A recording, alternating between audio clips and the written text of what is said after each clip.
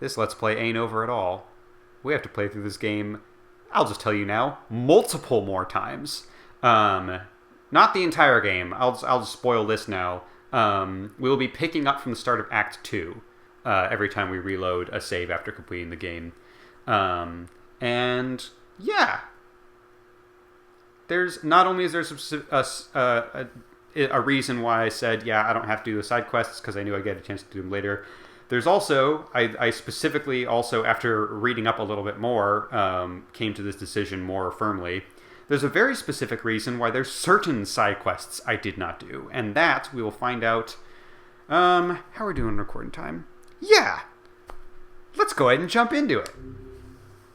Yeah, and that was also why I was not anxious to get all of my thoughts out, because we have a lot more to explore in this game. A lot of it's going to be repetitive. You know, we are still playing through Act 2 again, and a lot of that is going to be the same. But there's also a lot more to explore in the world of NieR, and we are going to start doing that right after you use the bathroom. It's also nice that, unlike Signalis, which is not a complaint at Signalis, Signalis did this on its own terms. I think it was an insane decision, but not necessarily a bad one, for Signalis to just say, all right, that's the end of the game, and then just not tell you, like, you should definitely reload that save and see what happens. I appreciate that this game just flat out tells you, like, if you do this, you will be able to get more content. I think that is a smart thing to do. Yeah, let's jump into it. Let's see what we've got. But yeah, there's going to be a lot on this second playthrough that I think will make more sense, and a lot more that we discover, if I'm remembering correctly and have heard the rumors correctly. December 1st, in the book, The Big Tree Kept on Waiting and Waiting. God, I really want to read that one. Whenever I interacted with Kaine... Oh, I guess technically not the start of Act 2. We get a little bit into it. Something from my past. Maybe my mind has been confusing her with my sister this whole time. Here we go.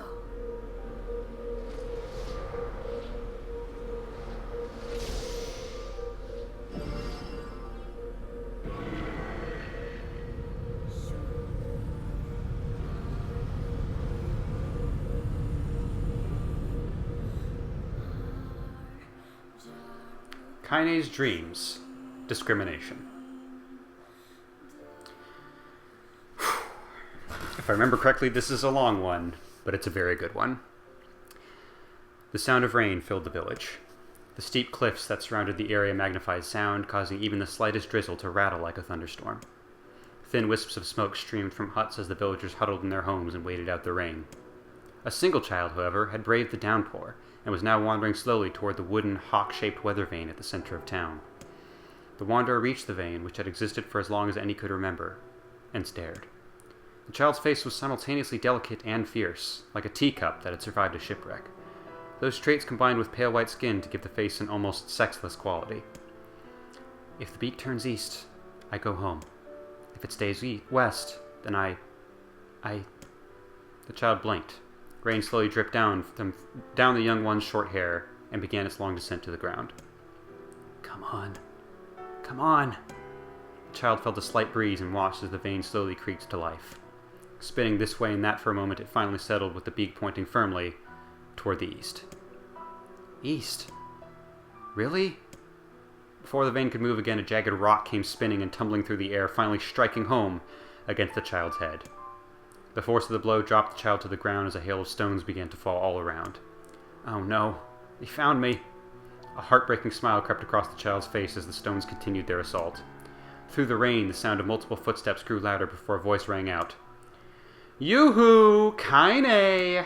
The voice belonged to Demo, worst of all the bullies in the area. As Kaine struggled to stand, a final stone came skittering through the mud and bounced against her foot.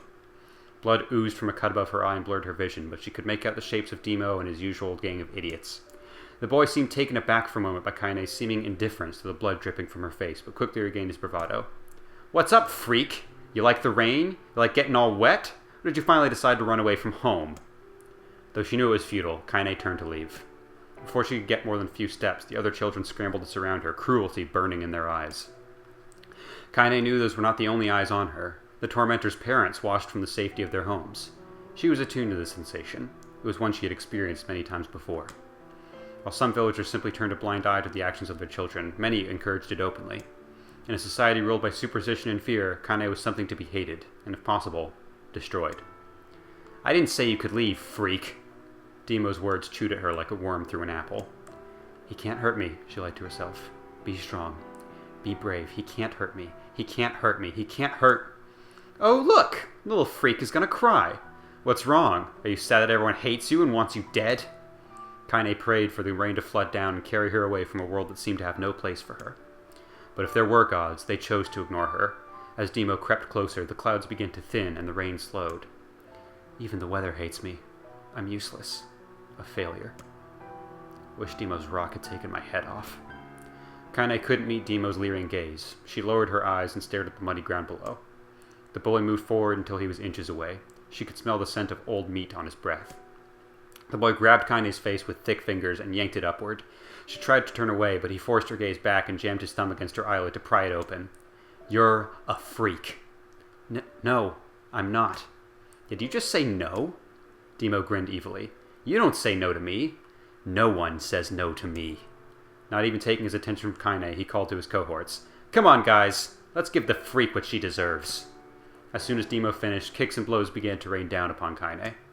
Demo paused, still grinning, as Kaine curled into a ball and tried to make the pain stop. "I don't get you, freak. What you acting like a girl for, huh? Everyone knows what you really are." Kaine ignored the question, choosing instead to stare at the weather vane, and continued to point east as if supremely confident about the future it had chosen for her. "Go home?" "Yeah, it's a funny joke for someone with dead parents and no home to go to." "Freak!" chanted the children. "Freak, freak, freak!" Kaine closed her eyes and listened to the rain, waiting for the pain to start again. As the clutching hands of the village children closed around her, she bent her mind to the sound of the rain, letting it become her world entire. The rain fell. But the pain never came. Only when the laughter of her tormentors turned to terrified cries did she dare open a single blood-caked eye. Kaine was shocked to see Demo sprawled on the ground, holding his head and screaming in pain. She could see blood welling from spaces between his fat, twisted fingers. Oh my god. He's crying. He's actually crying. Deprived of their leader, the other children glanced back and forth between themselves, as if waiting for someone to step forward and take charge. When no savior emerged, they began an uneasy shuffle away from Kaine. But the young girl was the least of their concerns. Instead, their attention was rapt on the ancient woman standing a few feet away. After struggling for breath for a moment, she finally spoke in a voice thick with rage. "Hurts like a bitch, don't it? Now I suggest you scatter before I throw another one. And if any of you little bastards ever touch my Kaine again, I'll do far worse than throw a rock, you can count on it." The old woman crouched down and gently touched the hand Demo was using to cover the wound. Before he could think to protest, she ground her palm into the wound and twisted back and forth. "Ow!" he screamed, leaping to his feet. "Stop it! What are you doing?" "Quit whining! Ain't no one ever died from a scratch." "You hit me with a rock, you stupid bitch! A big one! That thing could have killed me!" The old woman shrugged. "Death is the best cure for stupid." Demo's face twisted with rage at her words. Locking his eyes on Kaine, he took a step backward and spat on the ground. "Get out! Leave this village! No one wants you here, either of you!" Seeing the old woman grab another stone, Demo and his companions turned tail and ran. As they fled, the old woman grabbed her side and barked out a single laugh. "Ha! Look at the fat boy go! Guess he's healthy enough to run from a fight." The woman's smile faded as she turned her attention to Kaine. Kneeling down, she removed her shawl and placed it around the young girl's shoulders, then produced a cloth from the folds of her dress and began blotting at the blood on her forehead. "Oh, Kaine," she said, "why didn't you fight back? You're stronger than that lot." The words of her grandmother stung Kaine, and she turned away. "Don't be nice to me," she said. "I don't deserve it. Nothing matters anymore." Her tears, held in check for so long, finally began to fall on the muddy ground below. "Everyone hates me. They think I cause bad things to happen. They think I'm a freak. I wish I was dead." As Kaine's tears turned to sobs, she felt her grandmother's hands on her shoulders. Despite her advanced age and diminutive size, she was a woman of surprising strength, and Kaine found herself unable to turn away. "Don't talk like that, Kaine. It's a river wide and deep that flows between the realms of this world and the next, and it grants no mercy to any that attempt the crossing. You got a duty to fight until your last breath. Understand?" The old woman tightened her grip and tried to still the tremor in her voice. "You know the pain of losing someone close to you, Kaine. You know because you survived it." As the words hit home, Kaine was struck by the force of her love for the old woman. As a young child, she didn't even know of her grandmother, but when her parents died, the woman quickly accepted her as her own. Grandma, as Kaine called her, was cunning, vulgar, and quick to violence, and their first years together had not been easy. But with each year that passed, Kaine and her grandmother had grown closer. However, it was only now, sitting in the mud with tears and blood caking her face, that Kaine truly understood the depths of her affection. Here was a woman who had seen hard times, who had seen death, who had fought through all these things, and somehow emerged on the other side. If anyone could understand Kaine's pain and loneliness, it was her. Do I make you sick, Grandma? Course not, don't be an ass. Kaine drew her grandmother's moth-eaten shawl around her body and shuddered. But my body, it's not normal. If I was normal, then Mom and Dad wouldn't... Hush, interrupted Grandma. I'll not hear another word of this nonsense. You're my granddaughter, and I love you, and if folks have a problem with that, they can just go to hell. With that, the old woman reached out and placed a wreath of dried flowers in Kaine's hair. The skill it took to bend the flowers without breaking the stems or losing a single petal was remarkable, and the beauty of it made Kaine want to cry all over again. Oh my gosh, these are lunar tears. Grandma, you made this for me? Lunar tears were legendary flowers. Most people could live their entire lives without ever seeing one, yet her grandmother had somehow collected a dozen or more. Kaine reached up and touched the wreath, as if she couldn't believe it was real. Where did you find these? Oh, you know, just stumbled on them one day while I was out doing the shopping. The old woman turned away as she was explaining, leading Kaine to suspect that the search had been much more difficult than she was letting on. The pains she took to construct the ornament, let alone track down the flowers used in its construction, made Kaine's heart hurt. She reached up and gently adjusted the wreath, admiring the way it felt between her fingers. Didn't quite turn out right, said her grandmother as she squinted at it. These old hands have trouble with delicate work, but it sure looks good on a pretty girl like you. Kaine blushed and turned away. You think I'm pretty? Course you are. What a fool thing to say. Thank you, Grandma. Her grandmother smiled. We're gonna be fine, you and me, she said. As long as we got each other, we'll be just fine. Kaine took her grandmother's hand in hers, and the two of them struggled to their feet. As they began the long walk home, Kaine gripped the hand with all her might, as if trying to stop smoke from drifting away on the wind. The rain had stopped. Kaine stood beneath the weather vane, watching it spin in lazy circles, no longer caring about the direction it faced when it stopped. I don't need to escape. I have a home now. Grandma loves me, and that's enough. Even if it's us against the world. Kaine let her gaze drift up past the vane and into the cloudy sky. The last faint hints of a rainbow were slowly fading. As she turned and headed for home, the light scattered into a million particles and vanished, seemingly taken away on the breeze. Kaine's dreams, daily life.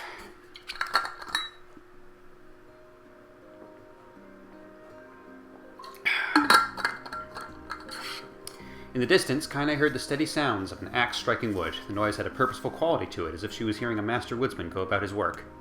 The firewood being produced, however, was as far from a work of art as could be. Pieces of every shape and size were being flung about a barren yard with wild abandon. Come on, I did the first one so good, I can't be stumbling on my words now. Anyone trying to stack such wood would probably die of frustration before the job was through. Stupid piece of shit axe. Kaine's grandmother... Oh, that was the grandmother. Stupid piece of shit axe. Gotta do the delivery right. Kaine's grandmother flailed away with the axe, filling the air with both splinters of wood and words that would make the most hardened sailor blush. "Grandma!" called Kaine. "What?" yelled the old woman, taking her eyes off the wood for a moment. "Oh, it's you, Kaine?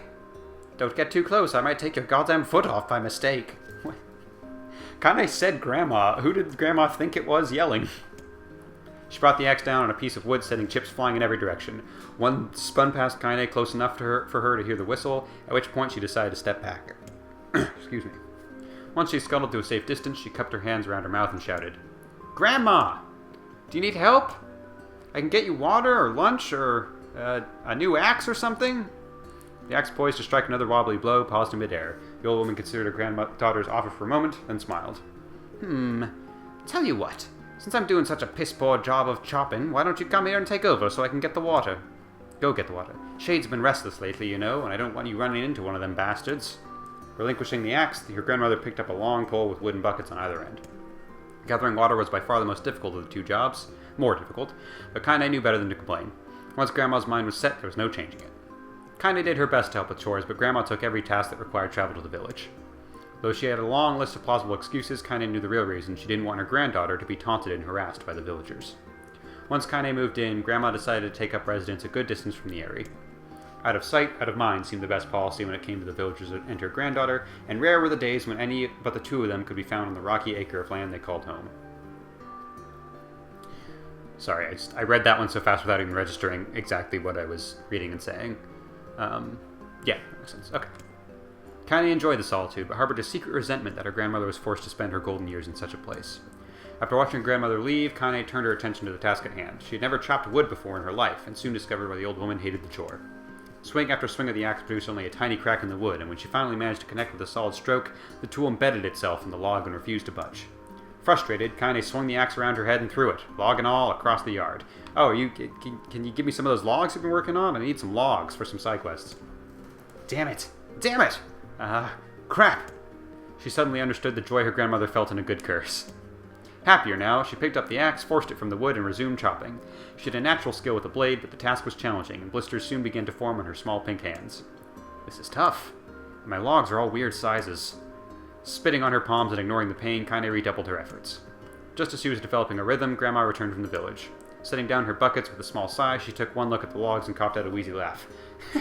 Pretty clumsy, girl. You better practice if you... Her grandmother suddenly collapsed to her knees, causing one of the buckets to wobble precariously. Eyes wide, Kaine dropped the axe and ran to her grandmother's side. Grandma!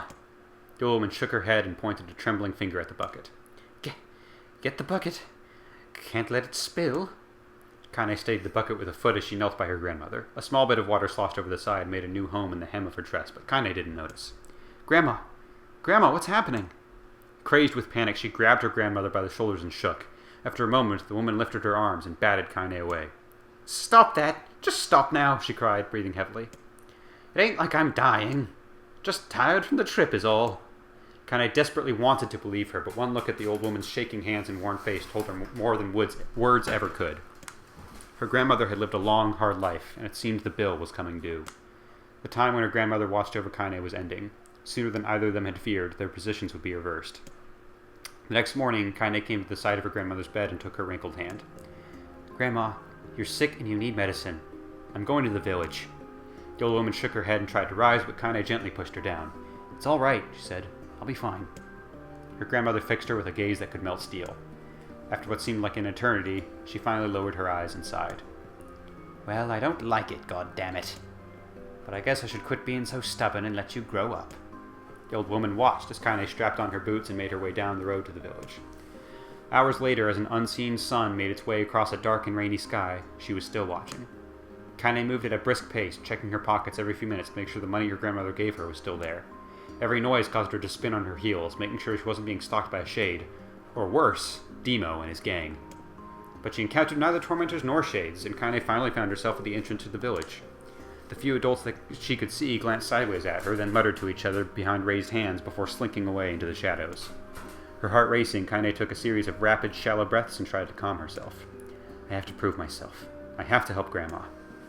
I have to be strong. She chanted those words to herself over and over as she slowly made her way. Finally, her eyes settled on a rotund older woman who was angrily waving her arms in the air and telling anyone who would listen exactly what she thought of Kaine's presence.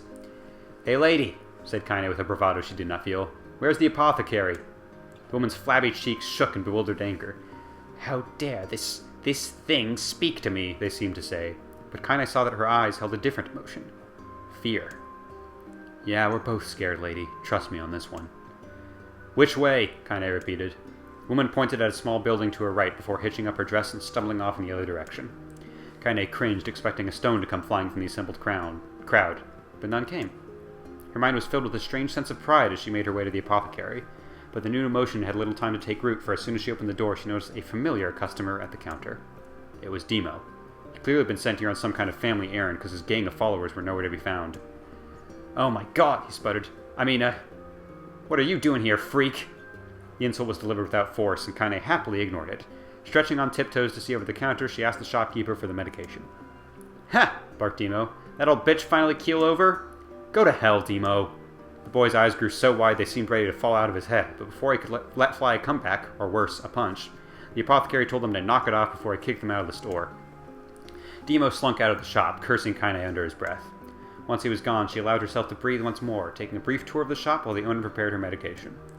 Countless tiny bottles filled the cramped store, each with a label written in some undecipherable language. An ocean of aromas assaulted her nose, creating a scent that was exotic, but not altogether unpleasant.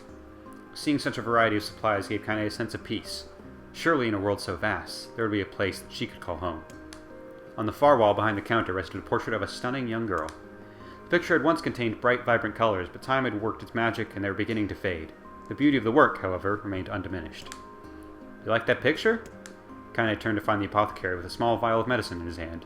His eyes were gentle, but sad, and they seemed to stare through her and into nothing as he spoke. That's my daughter. I sketched it when she was just a little girl. She's been dead a long time now. Kaine didn't know how to respond. She just stared at the portrait and tried to come up with the right words. Pictures are wonderful things, continued the shopkeeper, but let the ones closest to you live on forever. He shook his head slightly, then looked down at Kaine and smiled. Handing her the medicine, she reached into his sizable green apron and produced a handful of old wax crayons. You should have these. There's no one left that I wish to draw. Kaine took an instinctive step back, causing the shopkeeper's face to darken. Yes, I've heard the rumors about you, he said. It's a small village, and word travels quickly. Between you and me, not sure which of them to believe. But I also don't think they matter much. I knew your grandmother, Kali. I think the way she is driven out of this town is just deplorable. Grandma's name is Callie? Thought Kaine suddenly. She was still mulling over this new fact over in her mind as she reached out and gently took the crayons from the apothecary's hands. Your grandmother's an old friend of mine, he said as Kaine scooted away yet again, and I owe her much. I'm willing to wager that she would like it if you drew a picture of her. Yes, I think she would like that very much. Kaine remembered a quiet agreement, but inside her heart was bursting. Never before had a villager treated her with anything but complete contempt. It was a tiny, almost imperceptible step, but it was a step nonetheless. And with enough tiny steps, she might one day discover the rest of the world. When Kaine returned home, she found her grandmother asleep in her bed. Her feet were blackened and raw, even bleeding a bit in places, leading Kaine to think that she had been pacing around the room until exhaustion finally caught up with her. She placed the medicine by her grandmother's pillow and turned to leave, but found the old woman's hand clasped around her arm. Back already, are you? Asked her grandmother with a yawn. Come here, let me have a look at you. Grandma sat up and examined Kaine from head to toe. Finally satisfied that nothing terrible had befallen her grandchild, she leaned back and allowed herself to relax. Well, how was it? Did those bastards give you any trouble? It was kind of fun, said Kaine with a small smile. No, seriously, it was. It was fun, was it? Asked her grandmother in a voice which implied she believed anything but. Uh-huh. So anytime you need me to run an errand, just let me know. As she spoke, Kaine removed the crayons from her pocket. After a brief explanation of their source, she informed her grandmother that she was going to sketch her portrait. A portrait of me? Ridiculous. No one wants to stare at a wrinkled old crone. But Grandma, it'll make you live forever. Horse manure, said her grandmother, throwing back the sheet from her bed. Living forever would just piss me off. Now put those crayons away and help with dinner. But Kaine would not relent, and in the end, Grandma found herself leaning against the wall of their house as if posing for a master artist. Kaine took up the crayons and eyed her subject carefully. Just as her grandmother was about to nod off, Kaine finished the work. After staring at it for a bit, she released it from her grip and let it slowly drift to the floor. It's terrible. It doesn't look like you at all. I'm sorry, Grandma. I thought these crayons would, make drawing easy or something. The old woman's eyes narrowed at her grandmother's disappointment. Let me be the judge of that, she said, ignoring the pain in her back and reaching for the paper. The sketch could have been a person's face. It also could have been a boulder, a lump of clay, or an incredibly misshapen loaf of bread, all rendered in a chaotic array of colors. The old woman stared at the picture for a long time, then slowly wheezed out a laugh. Oh, Kaine, she said between laughter, you truly are my blood. You're as clumsy as me, and I love it. But, hush! I won't hear any more bull about how ugly you think it is. It came from the heart, and I'll treasure it always. True to her word, the old woman gave the picture a place of honor above the kitchen table. In the days that followed, Kaine would often catch her staring at the portrait with a strange smile on her face. In action, she interpreted as silent, mocking laughter. A week later, Kaine could stand it no more and asked her grandmother to take the artwork down. Posh, said the old woman. I'll take this down when they roll me in my shroud. She pondered this for a bit, then turned to Kaine and dropped to one knee. Listen to me, girl. Seeing this picture makes me happy in a way I've never felt before. And it makes me want to go on, so that someday you can feel the same happiness. It was a moment that burned itself in Kaine's memory. A perfect blend of pride and love and joy that came together to form a lifelong remembrance. She swore to never forget this moment, to never forget the old woman who had made her place in the world possible. Time moves on. People and memories come in and out of a life like ghosts passing through a hall. But this moment will be different, Kaine swore, because I will remember it forever. Forever. Kaine's dreams, separation.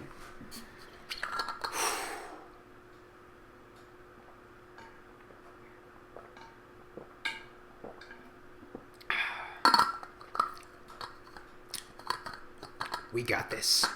We're doing good. I feel like I lost kind of the excited storyteller voice in some of the narration there. I'm going to try and get it back. Kaine listened to the sound of crackling firewood and stared at the black object on her plate. She'd been pushing it around the wooden disc for a good 10 minutes, ignoring the bemused stare of her grandmother. Finally, she summoned her courage and gave the object a brief sniff. A sharp, bitter scent flew up her nostrils and made its home there, causing her face to twist with disgust. Grandma, can't believe you want me to eat a bug. The old woman threw some more wood under the cooking pot and snorted. It's no bug, you fool girl. It's a berry. Why in the hell would I be... still Grandma. Why in the hell would I be feeding you bugs? Yeah, well, it sure looks like a bug, said Kaine. And I think it's burnt or something, because it smells terrible. With that, Kaine held her nose and threw the berry in her mouth, chewing as little as possible.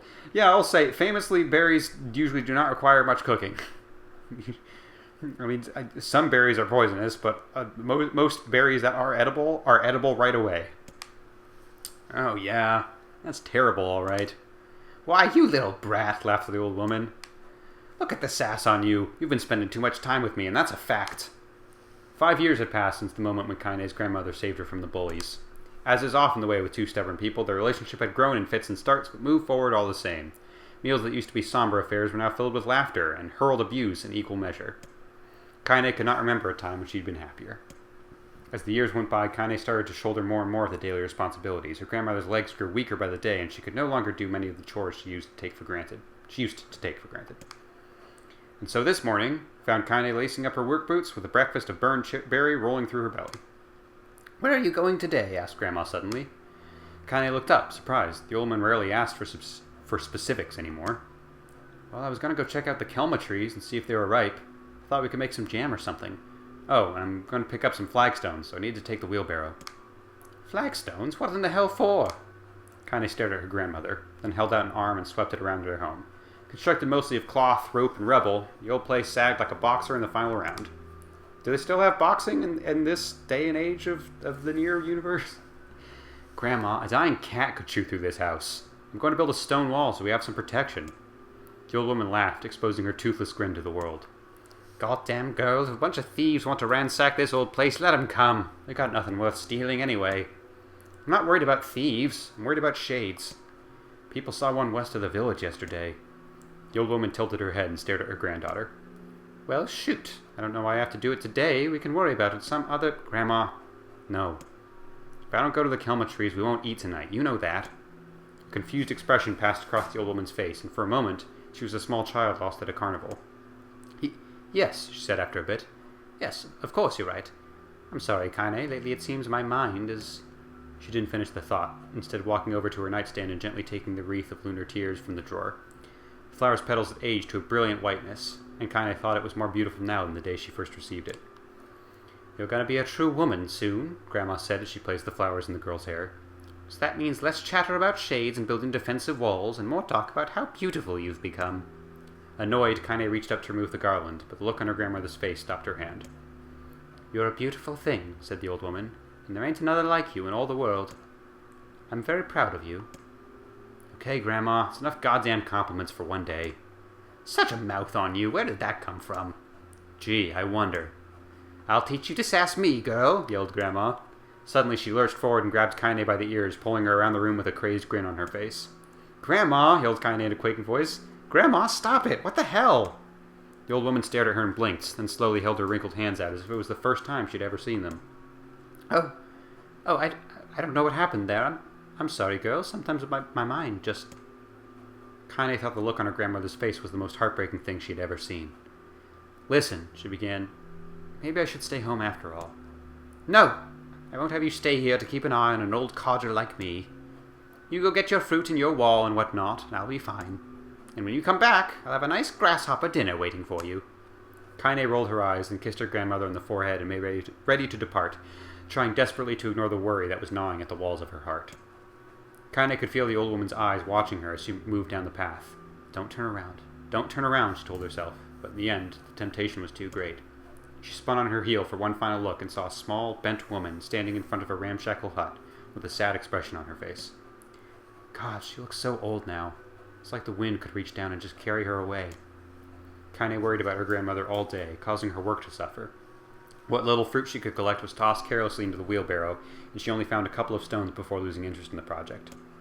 Finally, as dusk approached, she decided to call it a day. Cursing herself for the lack of focus, Kaine pushed the nearly empty wheelbarrow back down the path. As she crested the final hill, she suddenly froze in place. The wheelbarrow fell from her fingers and collapsed on its side, sending a few pieces of wrinkled brown fruit rolling back down the hill. Her gaze was transfixed by a thick black cloud that hovered just ahead. Tracing its path with a finger, Kaine suddenly felt her stomach knot in on itself. Oh. No, gods, no! Her grandmother's house was ablaze, the flames licking up as if trying to touch the sky itself. Grandma? Grandma! Kaine ran then, faster than she had ever moved in her life. Once she tripped on a stone and went sprawling into the rocky ground, but she leapt to her feet and continued running, unmindful of the blood that spilled from her wounded hands and knees. As she got closer and closer, Kaine's mind began to race in time with her footfalls. It's too dark. It's too dark, not just fire. Can't be fire, too much smoke. Gotta save her. Gotta save her. She burst into the front yard and came to a sudden halt, her worst suspicions confirmed. The smoke from the fire was mingling with the thick, inky blackness of an enormous shade. The massive creature supported itself on 3 twisted feet and achieved balance through means of a large armored tail. Scales, horns, and claws sprouted from its body in a random, chaotic pattern, giving it the appearance of a lizard designed by some insane god. Seeing Kaine, it let out a roar and flicked its tail, sending small whirlwinds spinning around the yard. For a moment, the creature retreated into a shimmering, inky blackness, as if her mind was unable to comprehend that such a thing could actually exist. Then the smell hit her, a blend of rotted meat and excrement, and the horror became real once more. The creature bellowed again, and this time Kaine responded with a scream of her own. All right, you bastard, she thought as her scream echoed off the high cliffs around them. It's you or me. Let's go. The shade eyed Kaine with bemused interest. Then it began looking from her to the house and back again, as if urging her to look at the destruction it had so gleefully wrought. With dread building in her heart, Kaine glanced toward the house. Through the smoke and flame, she spotted a small figure struggling to escape the ruins. Grandma! At the sound of her voice, the old woman began waving frantically. She's alive, thought Kaine. She's alive! Kaine's legs sprang to life as she raced across the yard toward the flaming wreckage of the house. Before she could advance more than a few steps, the shade opened its mouth and let out a roar powerful enough to uproot trees and send them flying. The blast sent Kaine tumbling through the air before smashing her against the rocky earth. Stars danced in front of her eyes as she tried to remember how her legs worked. Get up. Get up! Get up, get up, get up, now! As Kaine struggled to her feet, the shade stomped toward the house and pinned her grandmother to the ground with the tip of a claw. The old woman struggled to move the claw from her stomach, but she might well have been pushing a mountain. She coughed briefly, sending a small spray of blood into the air, then collapsed to the ground, her energy spent. Kaine lurched to her feet, only to fall back to earth with a gasp. Her ankles were on fire. One or both of them were surely broken. Ignoring the pain that screamed through her body, she began dragging herself across the ground, leaving a drunken trail of dust and blood in her wake. Grandma, hold on. Just a little longer. Her grandmother's face was turning blue, her eyes rolling back until only the whites were exposed. Kaine pulled herself across the ground with a maddening slowness. The distance seemed to increase with every second that passed.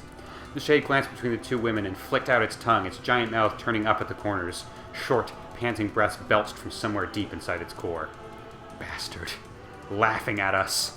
She had no idea how such a mindless creature could experience emotion, but there could be no doubt that the shade was taking joy in their suffering. Yeah, I see your plan. The shade moved its claw slightly, allowing Grandma to breathe again. It was clearly keeping her alive, only to snuff out her life when Kaine was close enough to touch her.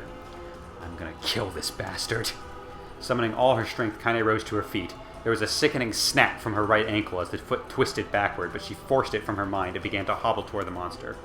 Pulling a small knife from the pouch at her waist, she leapt on the foot that pinned her grandmother and plunged the weapon deep. Give her back! She screamed. Give her back to me!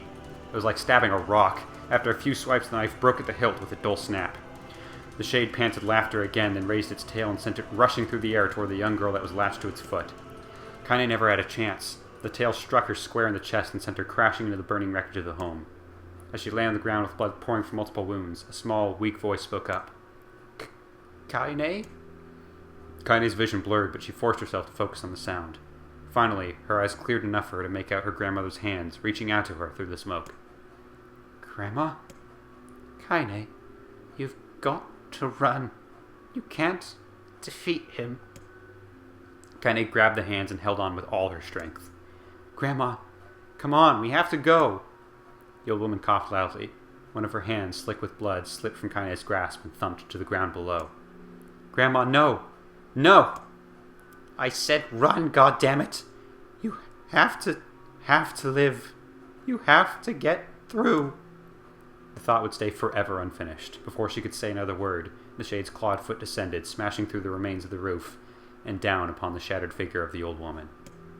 Blood oozed thickly from gaps in the creature's toes, as the terrible putrid smell assaulted Kaine's nose once again. She stared at the foot, dumbfounded, convinced that what she was seeing could not possibly be real. When the creature finally lifted its appendage, all that remained underneath was a twisted, unrecognizable mass of rubble and red. Her grandmother was gone. Kaine blinked, trying to feel the hands which had been in hers just a moment before. For a fleeting instant, she could remember the warmth of that embrace, the trembling of the fingers, but then the sensation drifted away on the breeze and was gone. Memories flashed through Kaine's mind, one after the other, faster and faster, until it became a meaningless jangle of noise. Kaine screamed then, a thunderous sound that echoed off the cliffs and seemed to roll away forever. The shade eased forward, black ichor pouring from its mouth and dissolving into smoke on the ground below. The earth shook with every step as it crept toward its prey. Kaine's body slowly rose, as if controlled by mad puppet master. Her arms and legs were bent at impossible angles, her head lolled dangerously to the side, yet somehow she managed to stand. Staring at the shade, her eyes began to glow with a deep red fire.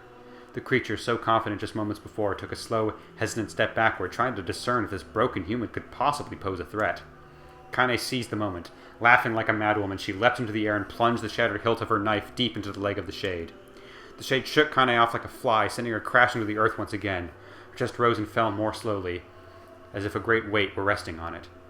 Moist sounds of pain echoed through her mind. Something warm and thick oozed from her ears. Is that blood? I think it is. I think I'm bleeding to death. No. Can't die. Grandma told me to live. Deep inside Kaine's mind, something finally broke. The sound, the pain, the smoke and flames, all of it faded away until all that remained was a single incantation repeated over and over again. Kill it. Kill it. Kill it. Kill it. Kill it. Kill it. Kill it. Kill it. Kill it. Kill it. Kill it. Kill it. Kill it. Kill it now. As the spark that was Kaine slowly began to flicker and die, she felt her desire to kill and her desire to live blend into one. The distance between heartbeats grew longer and longer and longer.